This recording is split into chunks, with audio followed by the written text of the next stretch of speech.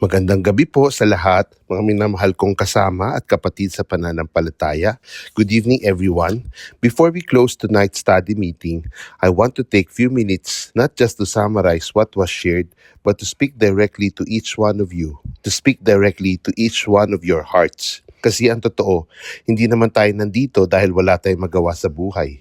Nandito tayo dahil may mga pinili tayo maging isang bodhisattvas of the earth, a person who has chosen deliberately, courageously, to live for something greater than ourselves. And that choice, that is the most powerful thing about each one and every one of us here. One thing is clear from tonight's lecture. We are living in a troubled age, tama? Sang-ayon ba tayo? Oo naman. We don't need to argue about that. Maraming paghihirap, maraming kaguluhan, may gera, maraming pagsubok sa paligid, mga pamilya na may problema, mga kaibigan na hindi nawalan na ng trabaho, mga miyembro na tahimik na nagdurusa, and sometimes tayo mismo talaga mabigat ang pinapasan natin. May pinagdaraanan tayo. But here is what Sensei teaches us. History does not break humanity, but rather, it elevates us. After the Black Death in the 14th century, a renaissance, bounce back renaissance was being born. Pagkatapos ng COVID-19, we learned to reach other across distance, Lumabas yung Zoom, Tapos we chanted for more. We chanted more abundant hours, Sa bahay lang tayo, 2 hours, 3 hours, Madali lang sa atin yung hindi tayo hirap, And we chanted more deeply than we ever had before. Dati, hindi natin akalain makakamit tayo sa online. Ngayon, simple na lang ang meeting natin, online, Zoom. Marami na tayo natututo, di ba? May WeChat, may Zoom, may Google Meet. Marami pang iba-ibang technology. Marami tayong natututo. Ang bawat krisis ay nagbubukas ng bagong kabanata. Every crisis opens a new chapter. And right now, we are in this new chapter that is being written. Sino ba talaga tayo? Who are we really? Ano ba talaga tayo? Tonight, we are reminded of the 3 characteristics of a bodhisattva of the earth. Isa-isahin natin ito ng maikli. Una, ang bodhisattvas of the earth is somebody who make this troubled world their home. Hindi nila tinatakasan ang mga problema nila. Hindi nila hinahanap ang mas madaling buhay. They planted their feet right where they are, in the middle of the suffering, and said, "This is where I will fulfill my mission." Number 2, kayo na pumunta ngayong gabi, nagbasa ng Pag-asa, nagbasa ng study, nagtatrabaho para sa inyong mga pamilya, Sa kabila niyan, nag-attend pa kayo ng mga meeting na to, Tayo, we all have exactly already done this, Number 3, we are the eternal disciples of the Buddha from the remote past. Lahat tayo, we have been walking this path alongside our mentor. This is not our first life of courage. We've done this before. Hindi na natin maalala pero naganap na dito ng ganung klase sa buhay natin. And tonight in this room, this ancient vow is once again alive.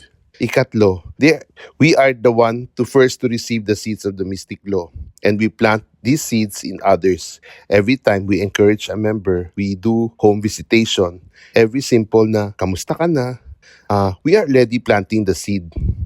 Hindi man natin na inaasahan, pero kung kailan sisibol ang tinanim nating punla, pero darating ang time na it will still grow.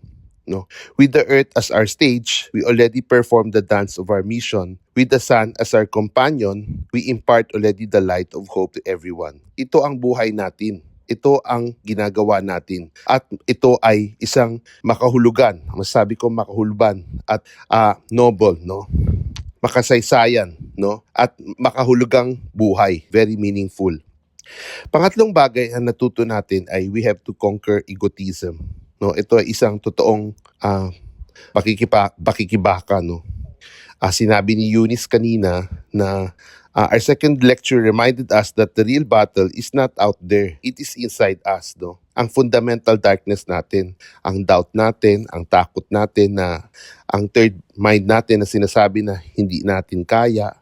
Ang tunay na kaaway ay yung boses na nasa loob natin na nagsasabing, tama na, pagod na ako. Kahit na anong gawin ko, walang epekto. Bakit ko pa ito itutuloy? Ito ay egotism. It is the part of us that retreats inward, that makes calculation only of what we gain, that protects ourselves from the discomfort of genuine care. But tinuro ni Nichiren Daishonin, binigyan niya tayo ng sagot na it is so simple, it can almost be missed. If one lights a fire for others, no, one will brighten one's own way. Pag yung landas ng ating kapwa ay binigyan natin ng pag-asa, definitely, ganun din yung mystic law. Yung buhay natin, mabibigyan din ng pag-asa, mabibigyan din ng liwanag. Hindi tayo nawawala sa equation. We do not disappear when we serve others. In fact, that is exactly when we find ourselves. Kapag tumulong tayo, lumalakas tayo. Kapag nag-encourage tayo ng isa, na-encourage din tayo. Ito ang walang iba kundi Bodhisattva way. It is not self-sacrifice. It is self-expansion. Sabay tayong aangat, you and me together. Ito yung natutunan natin, no? Pang-apat na natutunan natin tonight is our small actions are never small. No, maliit man ang ating mga ginagawa, pero hindi ito maliit, no? I want to say this very clearly tonight. You don't need grand gestures to change the world. Yung simpleng reply lang natin sa membro na nagtatanong, okay ka lang ba? That matters. Yung pag-attend natin ngayong gabi, kahit pagod na tayo, that really matters. Yung pag-chanting natin, kahit na umuwi tayo, nagugongyo tayo ng late, no, para sa isang tao. Yung pag-chant din natin para sa isang taong kinamumuhian natin, that matters more than you ever know, no? Like the domino effect we heard tonight, a sincere smile, a consistent greeting, an ounce of courage, nagda-domino effect yan. It ripples outward in ways that we will never fully see. But kitang-kita yan ng Gohonson. Kaya huwag nating maliitin ang ating mga ginagawa. No, our practice may be small, but it is not small. Our life is not small. Because we are the bodhisattvas of the earth. And that title was earned from the remote past, not just from tonight. Ang isa pang ini-stress ng Soka Gakkai ngayon ay ang mission natin this year to reach 805 Shakabuku. Ika nga ni Mrs. Alcantara, ni-remind niya by 2030, Soka Gakkai Philippines aim to reach 10,000 households in the Philippines. And this year, our target is 805 new members. That means 5 Shakabuku per district. Hindi ito imposible. Ito ay isang vow na magagawa natin. One sincere friendship at a time. One honest conversation at a time. One person who sees your life and asks, what is it about you that is different?